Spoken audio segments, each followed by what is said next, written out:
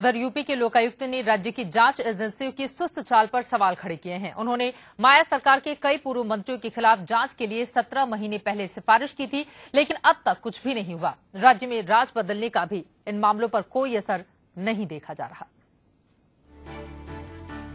UP में सरकार बदल गई, लेकिन हाल नहीं बदला। राज्य में मायावती की जगह अखिलेश राज आ गया, लेकिन कामकाज का ढर्रा नहीं बदला।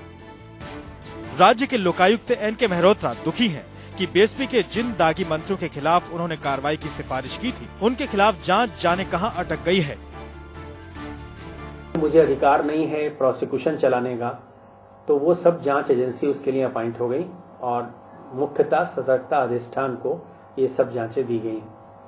मैंने ये फील किया इस पीरियड में कि जो रिपोर्ट मैंने 2 महीने, 4 महीने, 7 महीने, 11 महीने में बना के दी, वो आज 17 महीने हो गए, 16 महीने हो गए और अभी तक एफआईआर तक दर्ज नहीं की जांच एजेंसियों ने। यूपी में लोकायुक्त की सिफारिशों पर कार्रवाई नहीं। सरकार बदलने के बाद भी अटकी पड़ी है फाइल। यूपी के लोकायुक्त अब दुखी हैं, कह रहे हैं अगर यह हाल रहा तो फिर पब्लिक का उनसे भरोसा उठ जाएगा।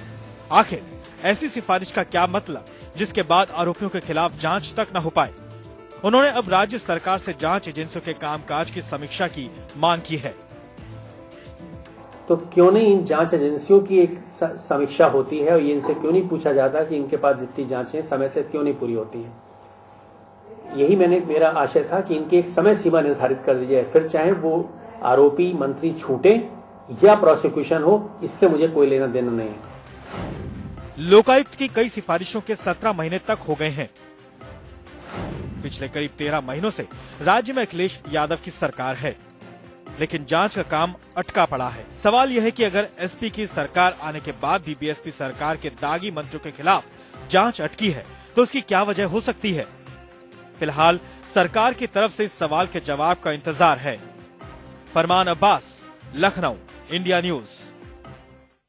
सवाल बड़ा है कि अखिलेश सरकार आखिर इन दागी मंत्रियों के खिलाफ जो बीएसपी सरकार में थे कोई कार्रवाई क्यों नहीं कर रही है, और इसी वजह से एक बार फिर से लोकायुक्त ने सवाल खड़े कर दिए हैं। बहरहाल आगे बढ़ेंगे खबरों में, लेकिन उसके पहले एक बार फिर से आपको बता दें कि 5 मई को कर्नाटक में विधानसभा के चुनाव होने हैं। उसी पर देखिए आज रात 8 बजे इंडिया न्यूज का ओपिनियन पोल।